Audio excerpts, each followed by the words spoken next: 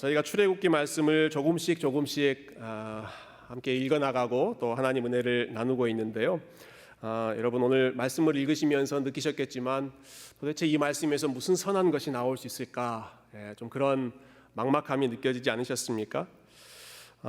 오늘 내용은 굉장히 좀 딱딱한 법에 관한 내용인데 이렇게 좀 권면드리고 싶어요. 아마 출애굽기에서 가장 지루한, 가장 어려운 본문 중에 한 본문이지 않을까. 여러분 오늘 말씀에서 은혜를 받으실 수 있다면 어떤 말씀에서도 은혜를 받으실 수 있으십니다. 아멘. 오늘 말씀 굉장히 좀 딱딱한 말씀이지만 여러분 귀를 기울이고 모든 성경이 또 하나님 말씀이기 때문에 또 하나님이 어떤 분이신지 우리 함께 알아가는 시간이 되었으면 좋겠습니다. 우리가 성경을 통독하려고 창세기부터 끝까지 내가 한번 성경 읽어봐야겠다 했을 때 처음으로 부딪히는 난관이 오늘 읽은 이러한 본문 내용입니다. 우리가 창세기부터 시작하면 아주 흥미진진하게 잘 진행합니다. 하나님이 이 세상을 창조하신 이야기 재밌고요. 아담과 하와 이야기, 가인과 아벨 이야기, 노아 이야기, 아브라함, 야곱 이런 이야기들 아주 흥미진진한 스토리입니다. 창세기 끝나고 출애굽기로 넘어오면 출애굽기도 재미있게 시작합니다. 하나님께서 모세를 부르시고 보내신 이야기, 이집트 땅에 10가지 재앙이 일어났던 이야기, 홍해의 기적, 또 광야 행진, 그리고 우리가 지난주에 보았던 시내산 도착하는 그 이야기까지 계속해서 스토리가 진행됩니다. 영화로도 아주 많이 제작되는 그러한 이야기들이죠. 자, 그러다가 드디어 출애굽기 20장부터 시작되는 율법, 법, 규정, 규칙 이러한 내용들이 나오면 성경을 읽고자 하는 그러한 마음이 포기하고 싶은, 이 부분은 그냥 넘어가고 싶은 그러한 유혹을 느낄 때가 많이 있죠. 혹시 여러분 중에 헌법책이나 교통법규, 규칙 이런 것을 읽으면서 와 너무 재미있다 이렇게 생각하시는 분이 혹 계십니까? 그런 분이 계시다면 그런 분들은 로스쿨을 진학하시는 게 좋습니다. 법이 재밌다. 로스쿨 스튜던트나 아니면 법률 지식으로 자기의 잡을 삼고 있는 그러한 변호사들이 아닌 한에야 우리가 일반적으로 이런 규칙, 법률 이런 거 나올 때에는 지루하게 느껴지죠. 오늘 본문 1절 이렇게 시작합니다. 네가 백성 앞에 세울 법규는 이러하니라. 앞으로 이제 하나님께서 이스라엘 백성들이 지켜야 할 법에 대해서 말씀하시겠다라는 것입니다. 그 안에는 여러 가지 내용들이 나오죠. 사람들을 폭행했을 때에는 이렇게 배상해라. 네가 키운 소가 이러이러한 말썽을 피웠을 때에는 또 이렇게 배상해라. 누군가에게 돈을 구워줬을 때에는 이렇게 갚고 또 돌려주고 하는 그런 일들을 해라. 어떻게 보면 너무나 일상적인 내용들이어서 우리가 하나님을 믿고 하나님의 뜻대로 거룩하게 살아가는데 이런 내용들, 이런 자질구레한 내용이 무슨 소용이 있을까? 그런 의문도 종종 들게 마련인 그러한 내용들입니다. 여러분 그런데요, 하나님께서 이와 같이 구체적인 법률과 규칙까지도 이스라엘 백성들에게 말씀하셨다라고 하는 것은 참 중요한 의미가 있습니다. 그것은 하나님께서 그들의 삶을 이렇게 구체적인 부분까지도 관심 갖고 계신다라고 하는 것입니다. 하나하나 그들이 이웃과 어떤 관계를 맺는지, 그들이 돈을 어떻게 사용하는지, 시간을 어떻게 사용하는지, 본인들이 키우고 있는 소, 양 이런 것들을 어떻게 관리하는지 그런 것들까지도 하나님께서 관심 갖고 하나님께서 거기에도 하나님의 뜻이 드러나기를 원하신다라는 것이죠. 우리가 지난주에 함께 주일 예배 때 묵상했던 이 시내산 사건, 이건 정말 굉장한 사건이었습니다. 하나님이 시내산 한가운데 불 가운데 임하셨습니다. 구름이 그 시내산을 가득 채워서 하나님의 영광으로 가득했습니다. 그리고 땅이 뒤흔들리고요.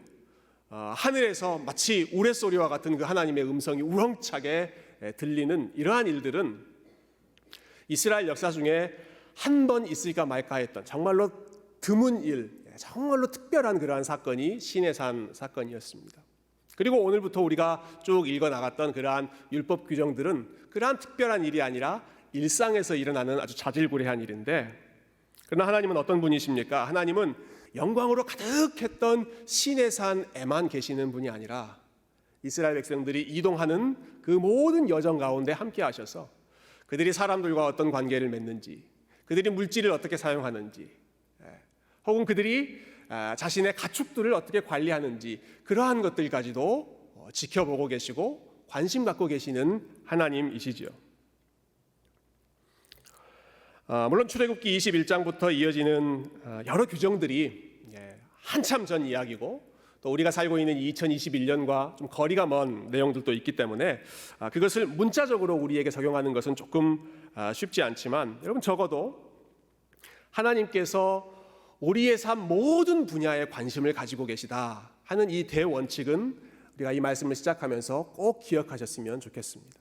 하나님은 신의 산에만 계시는 것이 아니라 이스라엘 백성들이 부모와 자녀 간의 어떤 관계를 맺는지, 이웃 간의 관계에서 어떻게 행동하는지 그 모든 과정 가운데에도 함께 동행하시면서 신의 산에서 그들이 보았던 그 하나님의 거룩함이 그들의 삶 전체에서 매일매일의 삶 속에서 이루어지고 적용되기를 원하셨던 하나님의 마음을 우리가 이 말씀을 통해서 다시 한번 기억하고, 그리고 오늘 본문의 내용으로 함께 들어갔으면 좋겠습니다. 자, 오늘 본문의 내용 살펴볼 텐데요.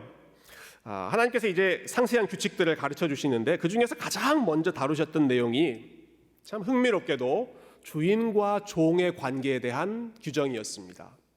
주인과 종의 관계에 대한 규정. 오늘 2절을 한번 보시죠. 2절을 보시면 이 법규가 이렇게 시작하는데요. 2절을 한번 같이 읽어볼까요? 2절 시작. 네가 히브리 종을 사면 그는 6해 동안 섬길 것이요 7째 해에는 몸값을 물지 않고 나가 자유인이 될 것이며.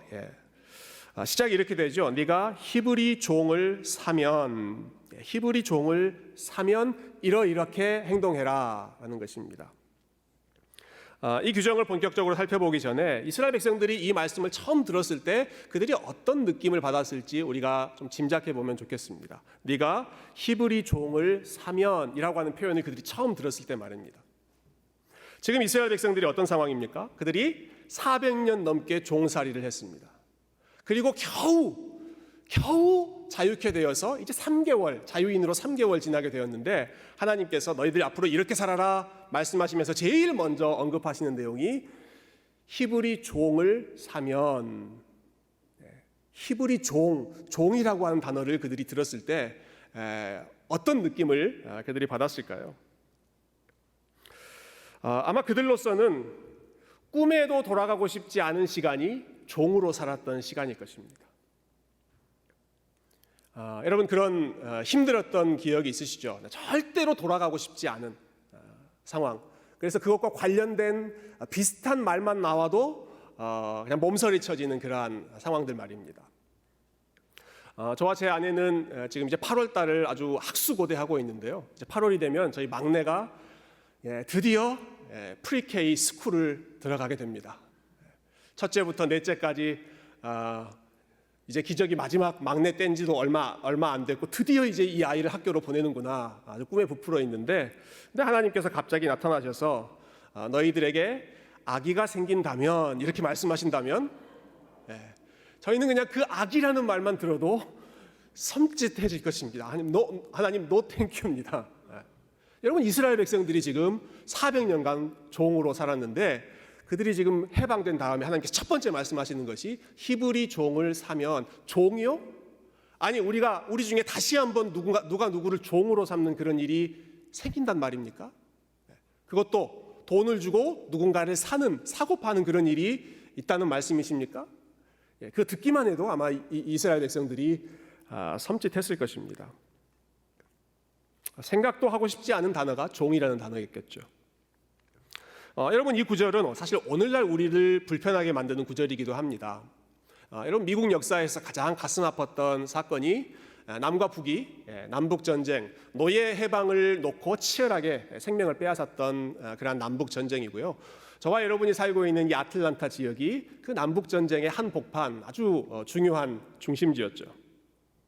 모든 인간은 평등하고 어떠한 이유에서든지 차별할 수 없다. 이것이 우리가 살고 있는 민주사회의 대원칙인데 마치 하나님께서 주인과 종의 관계가 있다라고 하는 것을 언급하고 히브리 종을 샀을 때에는 이렇게 하라라고 하시는 이러한 상황이 하나님의 노예 제도를 인정하시는 것인가? 용인하시는 것인가? 좀 불편한 마음, 그런 부정적인 느낌을 연상하게 합니다. 그래서 이러한 오해를 막기 위해서 우리가 이 부분을 좀 잘 정리하고 가면 좋겠는데요. 여러분, 하나님이 어떤 분이신지를 먼저 우리가 분명하게 기억하고 내용으로 들어가면 좋겠습니다. 우리 하나님은 저와 여러분을 하나님의 형상으로 지으셔서 한 사람 한 사람을 누구보다 존귀하게 만드신 하나님이십니다. 어느 누가 누구보다 더 우월하고 더 낫고 그것이 아니라 모든 사람이 남녀노소, 경제적인 차이, 건강, 학력 그런 거에 차이 없이 모든 사람이 하나님의 형상으로 지음받아 한 사람 한 사람이 존귀한 사람들입니다. 여러분, 그 사실을 믿으십니까? 저와 여러분이 존귀하게 지음받았고 한 사람 한 사람이 하나님의 형상이다라고 하는 사실이죠. 어떤 한 사람이 다른 한 사람을 종으로 부린다, 차별한다, 인간을 하나님의 형상으로 지으신 하나님께서 절대로 용인하지 않는, 허락하지 않는 일이십니다. 또 지금 이 규정을 말씀하신 하나님께서 이스라엘 백성들을 오랜 종살이에서 해방시켜 주신 장본인이시기도 하고요. 오늘 읽은 본문에서 조금만 뒤로 넘어가 보면 21장 16절에 이런 법도 나오는데요. 16절 제가 읽어보겠습니다. 사람을 납치한 자가 그 사람을 팔았든지 자기 수하에 두었든지 그를 반드시 죽일지니라. 하나님 분명하게 금지하고 계시죠. 사람을 납치하거나 자기 수하에 돈으로 사고 팔거나 부려먹거나 하는 것 내가 절대로 허락하지 않는다. 금지한다. 자, 그렇다면 이런 하나님이신데 왜 하나님께서 히브리 종을 사면이라고 하는 이런 상황을 말씀하고 계시는 것일까? 자, 이런 하나님이라면 하나님의 형상으로 사람을 창조하셨고 종살이하던 이스라엘 백성들을 구원해 주신 분이 하나님이시라면 여기서 말하는 종과 주인의 관계는 우리가 일반적으로 생각하는, 부정적으로 생각하는 아주 악의적인 노예제도나 주종 관계, 그러한 부정적인 갑을 관계는 분명히 아닐 것입니다. 실제로 오늘 본문의 내용을 보면 이 내용은 약자의 삶을 착취하는 규정이 아니라 오히려 약자의 삶을 보호해주는 규정을 하나님께서 가르치고 계십니다. 어떤 면에서 그런지 우리가 간단하게 한번 생각해 보죠. 자, 먼저 이스라엘 백성들에게 있어서 종이 된다라고 하는 것은요, 조상 때부터 대대로 물려받는 신분제도가 아니었습니다. 우리 아버지, 우리 할아버지가 종이기 때문에 나도 종으로 태어나고 내 자식들도 종으로 태어나는 그런 상황이 아닙니다. 오늘 본문에 나오는 것처럼 히브리 종을 산다라고 하는 이 이슈는 경제적인 상황과 연관이 되어 있습니다. 예를 들면 어떤 사람이 좀 안타깝게도 비즈니스가 잘 안 됐거나 어떤 사람에게 큰 빚을 졌을 때 본인의 소유로 그것을 다 갚지 못했을 경우에는 직접 본인이 몸으로 그 사람 밑으로 들어가서 일정 기간 일하면서 그 빚을 갚도록 하는 것이 이스라엘 백성들의 경제 제도였습니다. 지금 그 상황에서 주인이 생기기도 하고 종이 생기기도 한다라고 하는 것입니다. 그러니까 어떤 사람이 금전적으로 배상하지 못했을 경우에는 일정 기간 동안에 종이 되어서 몸으로 그것을 갚아 나간다라는 것이죠. 그런데 이렇게 종으로 일할 때 하나님께서 그 기간을 분명하게 제한하시죠. 2절을 다시 보시면 내가 히브리 종을 사면 그는 6해 동안 섬길 것이요 7째 해에는 자유인이 될 것이다 말씀하셨습니다. 자, 종은 몇 년 동안 일하는 것입니까? 6년 동안, 맥시멈 일해도 6년 동안 일합니다. 아무리 빚을 갚아야 할 액수가 참 천문학적인 그런 금액이라고 하더라도 6년까지만 일할 수 있습니다. 더 이상은 일 시킬 수 없습니다. 딱 6년만 일합니다. 이집트에서 일했던 것처럼 430년 종살이한다? 그런 일 있을 수 없습니다. 6년 동안만 일하고 7째 되는 해에는 그 사람을 자유롭게 풀어줘라. 근데 여러분, 놀라운 사실은 이때 풀어줄 때 그냥 빈손으로 돌려보내는 것이 아니라 그 일했던 종의 손을 2손 가득하게 채워서 풀어주는 것이 하나님께서 정하신 원칙이었습니다. 오늘 본문에는 그 내용이 나오지 않는데요. 이 본문과 함께 가는 신명기 15장에 보면 신명기 15장 13절과 14절에 이 말씀은 주인에게 구체적으로 지시하신 내용입니다. 그를 놓아 자유하게 할 때에는, 즉 종을 풀어줄 때죠. 7년째 돼서 풀어줄 때에는 빈손으로 가게 하지 말고 내 양 무리 중에서와 타작 마당에서와 포도주 틀에서 그에게 후히 줄지니 곧 내 하나님 여호와께서 내게 복을 주신 대로 그에게 줄지니라. 자, 이 주인은 종에게 어떻게 해야 돼요? 7년이 됐습니다. 이 종은 자유롭게 갈 수 있습니다. 여러분, 6년 동안 빚진 것을 다 갚고 자유케 되는 것만으로도 종에게는 무척 감지덕지한 일입니다. 주인에게는 이 종에게 더 잘 해줘야 할 그런 의무가 없습니다. 빚을 갚은 것이니까요. 그런데 하나님께서 이 주인에게 그가 떠날 때 빈손으로 가게 하지 말며 내 양 무리 중에서, 양들 중에서 좋은 것 주고, 타작 마당에서 수확한 것 중에 좋은 것 주고, 그리고 포도주 틀에서도 좋은 것을 줌으로써 그가 독립해서 기반을 잡을 수 있도록 경제적인 그러한 시드머니라고 할까요? 종잣돈을 준비해 주어라 라는 것입니다. 얼마나 풍성한, 인자한 주인의 마음이겠습니까? 어떤 사람이 주인 밑에서 지금 6년 동안 일했다라고 했을 때에는 이 사람은 그냥 주인을 위해서 아무 의미 없이 희생만 하는 것이 아니라 본인이 스스로 독립할 수 있는 그 자금을 마련하면서 주인이 아주 선대하면서 이 사람을 보내는 것이죠. 주인이 이 종의 서포터 역할을 해주는 것입니다. 경제적으로 다시 회복할 수 있도록, 일어설 수 있도록. 자, 뿐만 아니라 이 종은 그 기간 동안에 가정을 이룰 수도 있었습니다. 결혼해서 가정을 이루는 것이죠. 본문 4절 한번 보시면 4절 말씀이 이렇게 시작합니다. 만일 상전이, 주인이 그에게 아내를 주어 그의 아내가 아들이나 딸을 낳았으면, 자, 6년이라고 하는 그 짧은 시간 안에 이 상전이 무슨 일도 해줍니까? 그에게 아내를 주어 그가 아들도 낳고 딸도 낳고 가정을 이룰 수 있도록 배려해 줍니다. 과거에 아프리카의 그 흑인들을 이제 노예 시장으로 갖다 팔고 사고 하는 그러한 아주 악한 일들이 있었죠. 그와 관련된 기록을 보면 참 가슴 아픈 그런 스토리들이 있는데요. 어떤 한 가족이 시장에 나오게 되고 주인이 이 가족들을 각각 다른 주인들이 사가는데, 어떤 주인은 남자 노예가 필요해서 남편을 데리고 가고, 또 어떤 주인은 여자 하인이 필요해서 아내를 데리고 가고, 그래서 그 자리에서 가족들이 생이별하게 되는 그러한 비극적인 일들이 노예 시장 가운데 참 많이 있었습니다. 그러나 오늘 이스라엘에게 주신 율법에서 하나님께서 주인에게 명하신 역할은 가족들을 생이별하게 찢어놓는 것이 아니라 오히려 그들에게 가족들을 허락해라. 상전이 그에게 아내를 주면 상전이 그에게 아내를 주는 일까지도 명령하시는 것이죠. 어떤 사람을 아내로 주었을까요? 어쩌면 자기 집에서 일하고 있는 여자 종, 또 다른 여종 중에 한 사람을 아내로 줄 수도 있었을 것이고, 어쩌면 이 하인, 이 종이 정말로 성실하고 믿음직스러운 그러한 청년이라면 본인의 딸을 아내로 주면서 그 종을 본인의 가족으로 삼는 그러한 일들도 가능했을 것입니다. 어찌됐든 간에 이 주인은 자기 집으로 들어온 종을 일하는 도구로, 일하는 기계로 학대하는 것이 아니라 그를 인격적으로 대하고 심지어 그를 가족의 일부로 맞아들이는 것입니다. 가족을 만들어주는 것입니다.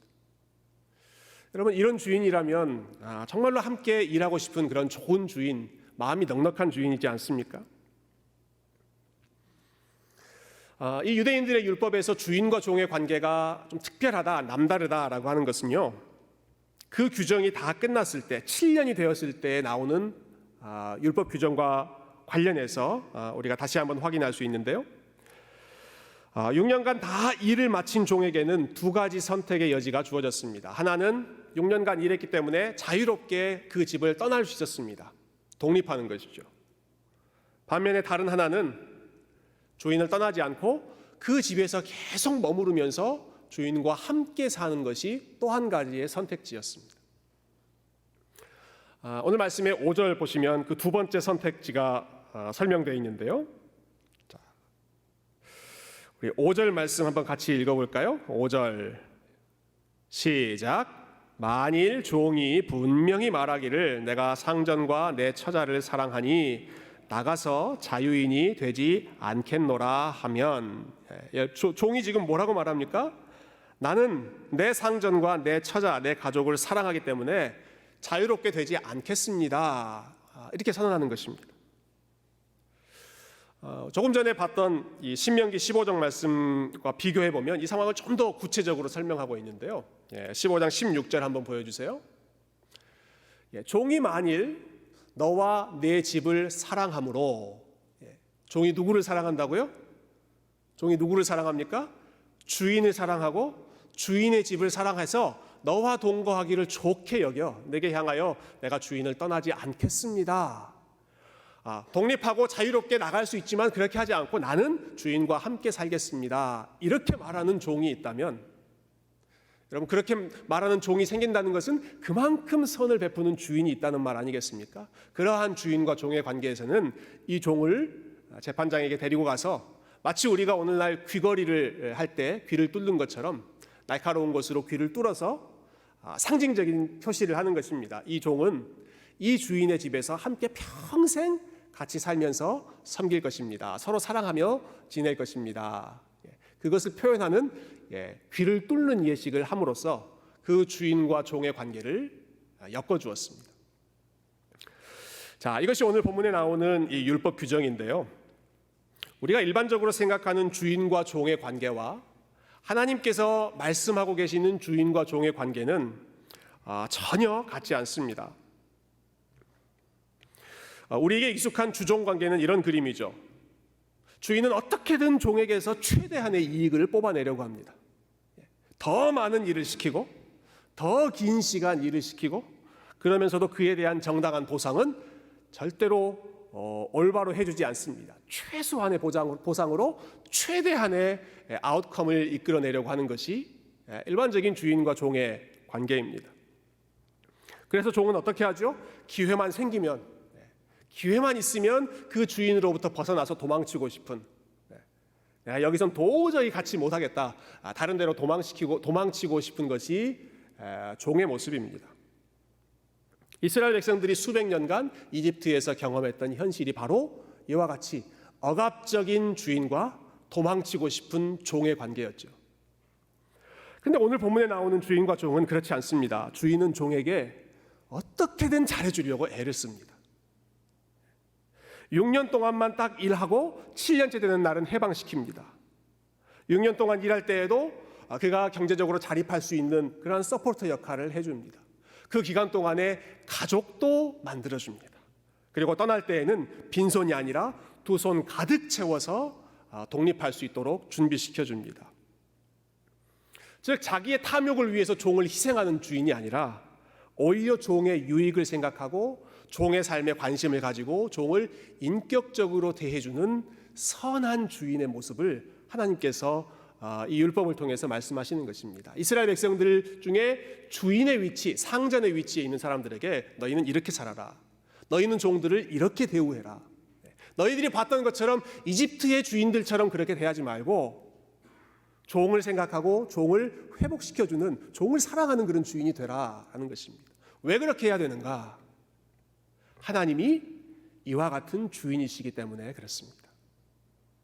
하나님이 이와 같이 넉넉한 마음을 가지고 계신 주인이시기 때문에 너희들도 하나님의 마음으로 종들을 섬기고 아래에 있는 사람들을 배려하라는 것이죠. 우리가 오늘 말씀처럼 이렇게 딱딱한 구약의 율법을 묵상하고 공부하는 이유는 오래전 있었던 이스라엘의 문화, 역사, 거기에 대해서 우리가 지식을 쌓기 위함이 아닙니다. 이러한 명령을 주신 하나님이 어떤 분이신가, 하나님이 어떤 분이신가, 하나님이 어떤 주인이신가 하는 것을 보기 위함이죠. 하나님은 우리의 창조주이십니다. 창조주이시고 우리는 피조물, 하나님께서 우리를 만드셨기 때문에 하나님이 우리의 주인이시죠. 하나님은 또 이스라엘 백성들을 이집트에서 건져내셔서 우리가 지난주에도 함께 말씀을 보았지만 내가 이집트를 내어주고 너희를 나의 소유 삼았다 말씀하셨습니다. 하나님의 소유 삼으셨기 때문에 이스라엘 백성들을 어떻게 하시든지 하나님의 소관, 하나님의 손 안에 있습니다. 그들을 마음껏 부려먹어도 사실은 누구 하나 뭐라 할 수 없는 그런 관계가 하나님과 인간의 관계, 하나님과 이스라엘의 관계인데, 그런데 하나님께서 이스라엘 백성들을 그리고 저와 여러분을 노예 부리듯 막 대하시는 것이 아니라 오히려 우리를 사랑하시고 우리의 유익을 먼저 생각하시고 우리가 잘 될 수 있도록, 자유하게 살 수 있도록 그 일을 준비해 주시는, 종의 유익을 먼저 생각하시는 선한 주인의 모습이 우리 하나님의 마음입니다. 여러분, 하나님이 종들을 어느 정도로 생각하셨는지 아십니까? 하나님이 저와 여러분의 유익을 어느 정도로 생각하시는 주인인가? 여러분, 종이었던 우리를 자유롭게 해방시키기 위해서 하나님은 그분 자신이 직접 종이 되셨습니다. 주인이셨던 그분이 우리를 자유케 하시기 위해서 직접 종이 되시고 자기를 비워 낮아지신 분이 우리 하나님이십니다. 그래서 초대교회가 빌립보서 2장 말씀에 있는 것처럼 예수 그리스도가 어떤 분이신지를 찬양할 때 바로 이 종으로 오신 하나님을 높여드리지 않았습니까? 여러분 잘 아시는 말씀이죠. 너희 안에 이 마음을 품으라. 곧 그리스도 예수의 마음이니. 그 마음은 어떤 마음인가? 그는 근본 하나님의 본체이시지만, 그분은 하나님이시지만 자기를 비워 종의 형체를 가지사 사람의 모양으로 낮아지셨고, 자기를 낮춰 종으로 살아가시되 죽기까지 복종하여 살아가셨다.